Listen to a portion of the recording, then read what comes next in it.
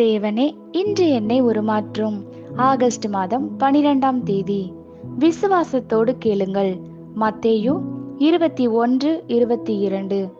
நீங்கள் விசுவாசம் உள்ளவர்களாய் ஜெபத்திலே எவைகளை கேட்பீர்களோ அவைகளையெல்லாம் பெறுவீர்கள். ஜெபத்தின் மூலமாக தேவனுடைய குறைவற்ற சுபாவத்தை நாம் அனுபவிக்க முடியும். மாறாத தேவனுடைய சுபாவத்தையும் அவருடைய வார்த்தையையும் நம்புவதே விசுவாசமாகும். விசுவாசம் தேவன் மனிதனுக்கு கொடுத்திருக்கும் வெகுமதி. காண முடியாத அளவற்ற தேவனோடு குறைவுள்ள மனிதன் தொடர்பு கொள்ளவும் பெற்றுக்கொள்ளவும் ஒரே வழி விசுவாசமே. விசுவாசம் ஜெபத்திற்கு பலன் கொடுக்கிறது. தேவனுடைய வாக்குத்தத்தங்கள் விசுவாசத்திற்கு ஜீவன் ஊட்டுகின்றன. வாக்குத்தத்தங்கள் இல்லாமல் நம் விசுவாசம் ஒன்றுமில்லாததாகிவிடும். விசுவாசம் இல்லாமல் நம் ஜெபங்களும் பயனற்றதாகிவிடும்.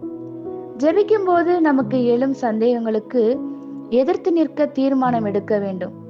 ஜெபத்தின் பதில் அதன் நீளத்தை பொறுத்ததல்ல, விசுவாச அளவை பொறுத்தது. ஜெபித்தலும் சந்தேகப்படுதலும் இணைந்து செல்வதில்லை. ஜெபத்திற்கான பதிலை சீர்குலைக்க கூடியது சந்தேகமே தவிர வேறெதுவும் இல்லை. சந்தேகத்தோடு ஜெபிக்கும் எந்த மனிதனும் தேவனிடத்திலிருந்து எந்த நன்மையையும் எதிர்பார்க்க வேண்டாம் என்று வேதம் ஆலோசனை அளிக்கிறது. தேவனின் சர்வ வல்லமையையும் ஞானத்தையும் நம்பி ஜெபிப்பதே விசுவாசத்தோடு ஜெபிப்பதாகும். பலனளிக்கும் தேவனின் சுபாவத்தின் மேல் நம்பிக்கை வைப்பது அவசியம். விருதாவாக என்னை தேடுங்கள் என்று நான் யாக்கோபின் சந்ததிக்கு சொன்னதும் இல்லை. கர்த்தரை தேடுவது என்றுமே விருதாவாய் போவதில்லை. ஆகவே கவலைப்படாமல் களங்கமற்ற நம்பிக்கையை அவருடைய வாக்கு தத்தங்களின் மேல் வைத்து வைராக்கியத்துடன் ஜெபியுங்கள். தேவனுக்கு முன் நீங்கள் அவ்வாறு பலவந்தம் பண்ணி போராடும் போது நீங்கள் சுதந்திரித்துக் கொள்கிறீர்கள்.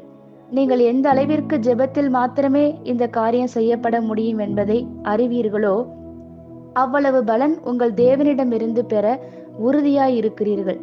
தேவன் ஜெபத்திற்கு பதிலளிப்பார். ஆமேன். இந்த வார்த்தைகளினால் நீங்கள் ஆசீர்வதிக்கப்பட்டீர்கள் என்று நாங்கள் நம்புகிறோம்.